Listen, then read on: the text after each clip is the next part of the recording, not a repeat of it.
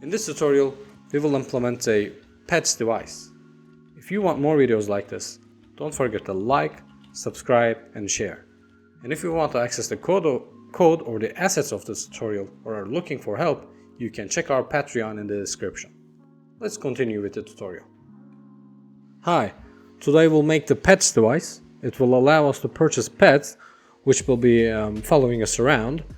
Pets are a nice add-on that you can use on any game type you like, and also actually you can work more on the pets to make them a more essential part of the game. So what I want to make here is that I want to have a button, and then when we interact with that button we should be able to purchase a pet, a type of pet, and that button should require some resources, maybe some gold. And I also want, when I interact with that button again, I want to switch between my active pets, so I can have like multiple pets, but I want to have only one of them active at a time. So for the pets I'll be using creative props. So of course I also want multiple players to be able to purchase the same type of pet, so I need to pack them together with the purchase button. So I'm going to define a data class for this first.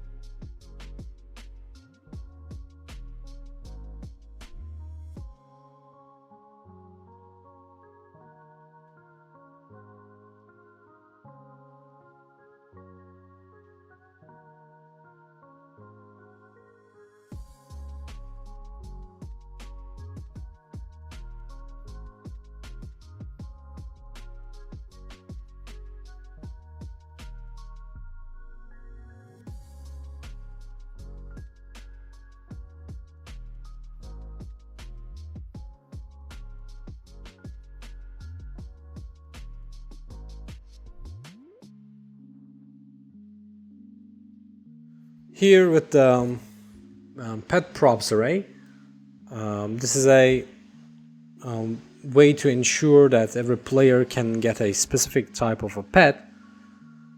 So we have an array of them.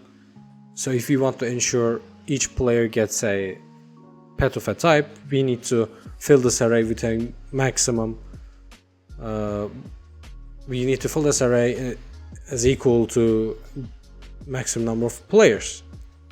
So for example, if our map is going to have 8 players at maximum, we need to put 8 props here. But of course you can always make it fewer than that. Maybe you want some pets to be like scarce items, so it would make sense to put them fewer than the amount of players, and that's totally fine. We will handle this in our code, so the number of pets to put is actually up to you. So the index and the device reference here is for identifying this data and calling the main device's function, which will handle the actual purchasing logic. The logic array is here, however, to track which pets are bought and which ones are not bought. So that's all cool, but we also need to store a per player data of bought pets and the state of which pet is the active one on a player. Because a player might have multiple pets, but they are going to only have one pet at their side. So let's go and define that.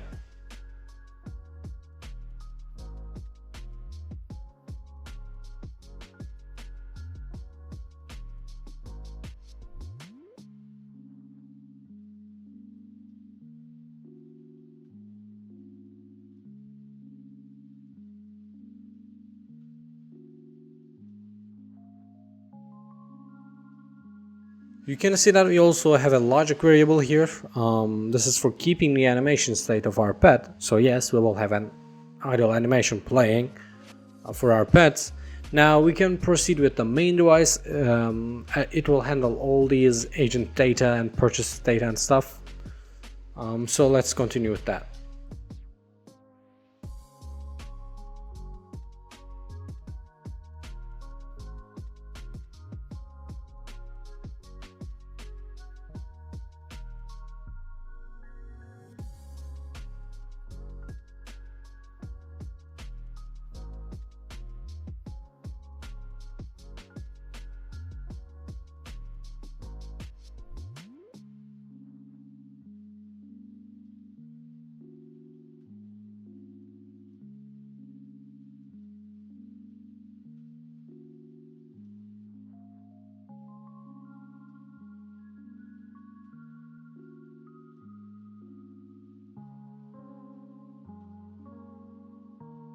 So here, apart from what I've already said, we also have an array for the animation keyframes, which we will use for the idle animation of our pets. And the gold conditional button here is here to make the purchases happen, essentially. Alright, now we need to do some initialization stuff on begin with our purchase data and the animation keyframes.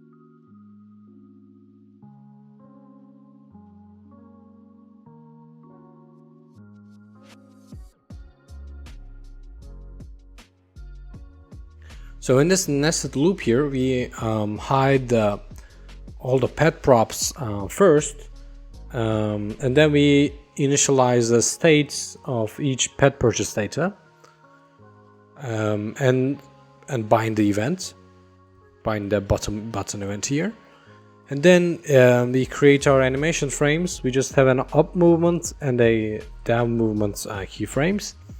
We use an ease interpolation so that we'll have that nice floaty idle animation. We also bind functions for the on player spawn and on player left events. So with the onPlayer spawn, we'll just initialize the agent data, and with the onPlayer left, we will reset the state for the pets of that agent. So let's handle those.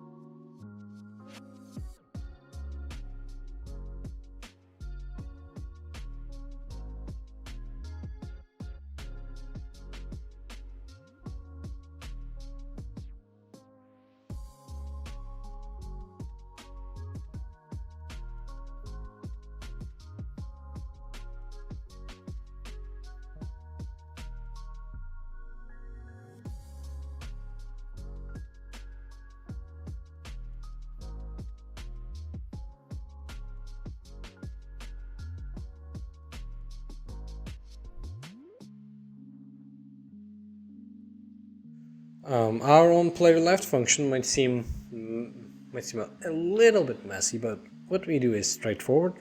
First, we hide all the pets of this leaving player. Then, for the purchase data of each owned pet, we mark it as available, or in other words, purchasable, so that when a player leaves the game, the pets that they had are now available to the other players.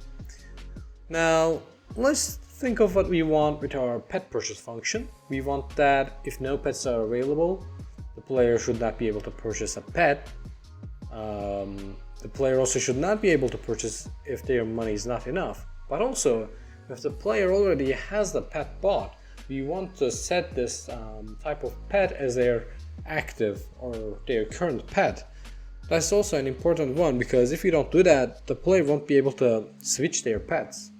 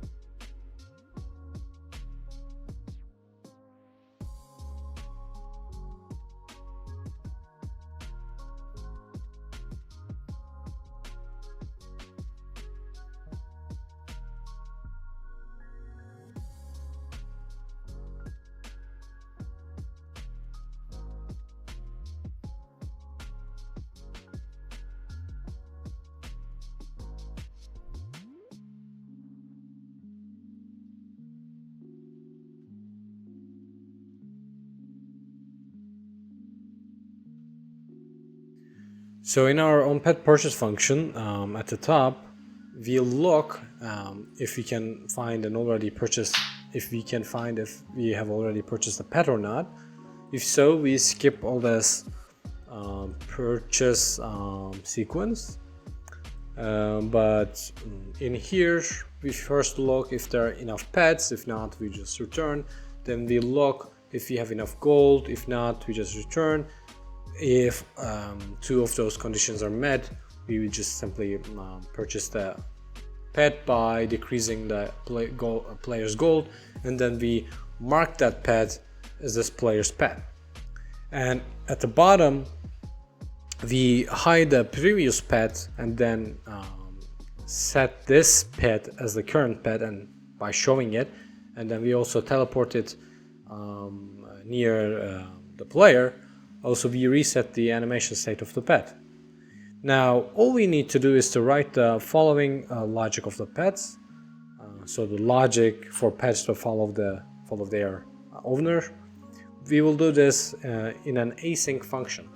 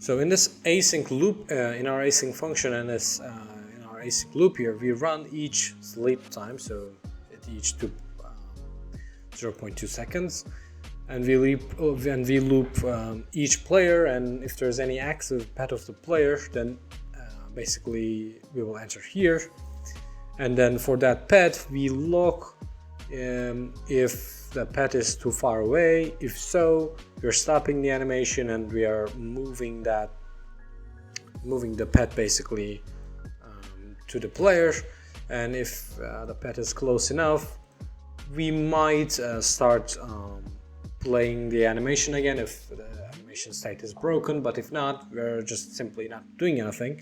And during the recording of this video, my editor highlighting kind of broke down, so I have a couple of typos around the place, so there's a couple of compiler errors, and I'll be right now first before continuing with the editor, I'll just fix them right now.